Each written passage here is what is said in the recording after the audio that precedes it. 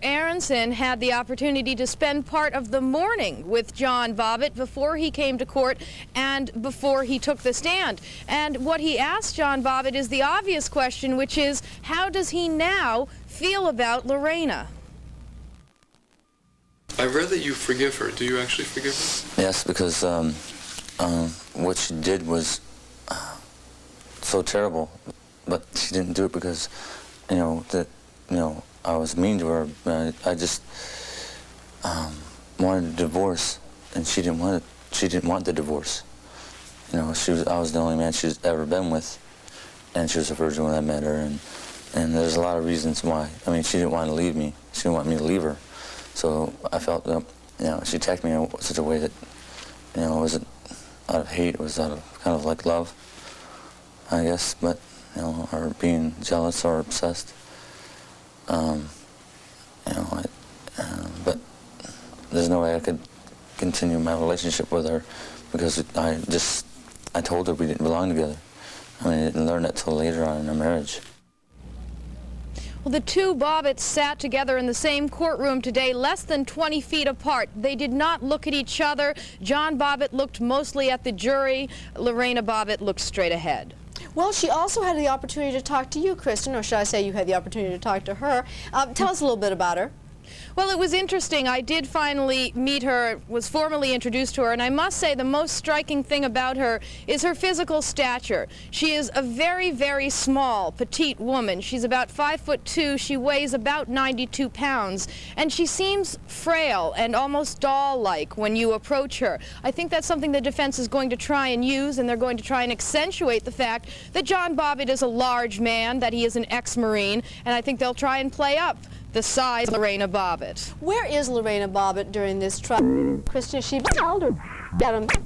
No, she is out, and she has been staying with her friend Jana Bizzuti since this occurred. Now, Ms. Bizzuti is going to be a witness in this trial because she is the friend that Lorena Bobbitt went to on the night that this occurred, and in fact, she made a phone call to police, a 911 call, and that is going to be part of the evidence in this trial, and she'll be testifying. Well, it's an interesting story, Kristen. We're going to be back with you for more on Tuesday.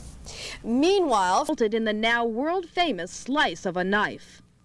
Lorena Bobbitt claims her husband John came home drunk on the night of June 23, 1993. Lorena says John raped her, and it wasn't the first time. Her reaction this time would shock the world and change her life. On this night, Lorena took a large kitchen knife and cut off her sleeping husband's penis. Lorena says she fled the apartment and drove to a friend's house. On the way, she tossed the severed organ out the car window. Lorena later told authorities where she disposed of the penis. It was recovered and successfully reattached. We're optimistic that he'll get full return of sexual function, but we don't know that. We won't know that for 1 year. After the surgery, both Bobbitts were in trouble with the law. Last year, John was tried and acquitted of marital sexual assault. Lorena testified John had raped her the night of the incident and had raped and abused her throughout their 4-year marriage. She said that's why she was driven to mutilate him. But that jury did not side with Lorena. I'm thankful for the jury. They believed me, and I just want to get on with my life and, because I got a lot of healing to do and start my life over again. Now Lorena has a jury of her own to convince. This time she is the defendant, and John is the victim. The charge is malicious wounding. Lorena says she's not guilty. She says she was driven by an irresistible impulse. Those words form the basis of the insanity defense in Virginia.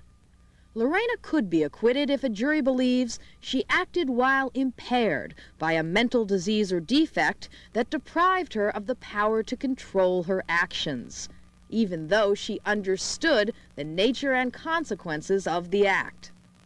A jury will decide if Lorena was temporarily insane or is guilty of a crime. If they decide she's a criminal, the jurors themselves will determine her sentence. In Manassas, Virginia, Kristen Jeanette Myers, Court TV. well, the prosecutor began his case by trying to outline for